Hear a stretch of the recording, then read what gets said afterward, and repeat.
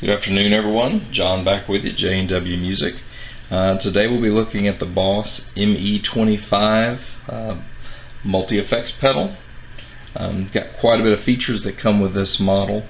And then we're going to look at the different features that it has with the clean, with the comp, and the effects, the preamp, the delay. You have your overdrive and distortion, your modulation, your reverb.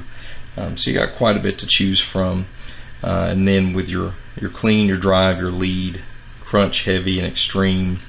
Then you have your different variations of each type, along with your drive, tone, and volume. And then of course you do have your pedal also, as far as to change your effects, whether it be volume or change it for the wah. But the Boss ME25 does have quite a bit of features going with it, so we're going to kind of go through some of them through this video, but we're not going to touch on all of them just because of the sheer amount that's with these. There's no way, as far as time wise, we'd be able to hit on everything that this particular model has. But yeah, the ME25 comes with quite a bit of features, especially kind of the bang for the buck that this particular model has.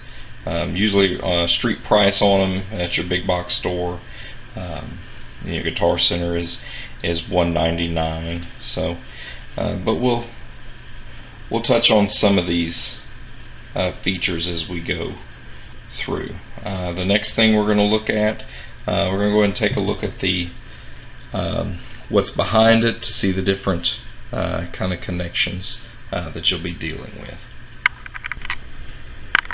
Alright, looking at the back side of the Boss ME25, the first thing you'll have to the far left is the input, and that's also the power on. So when you plug in your input jack, that'll turn the model on. Next to it is a 1/8 inch auxiliary in.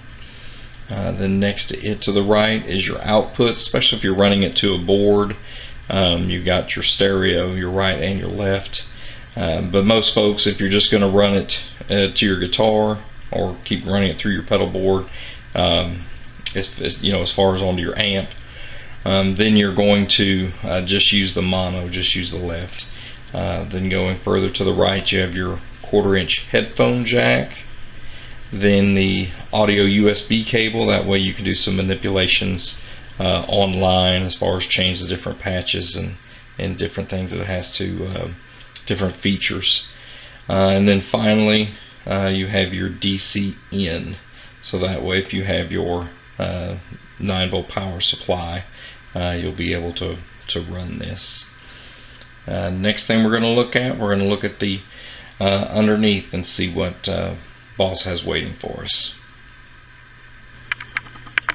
On the back side here, underneath of the Boss ME25, you can see that they've opted as far as additional power supply using batteries, and here they're wanting to use 6 AA batteries in case you don't have your power supply. So if you're out somewhere, there's nowhere to plug up, you can always, like I say, use batteries as your second choice power supply.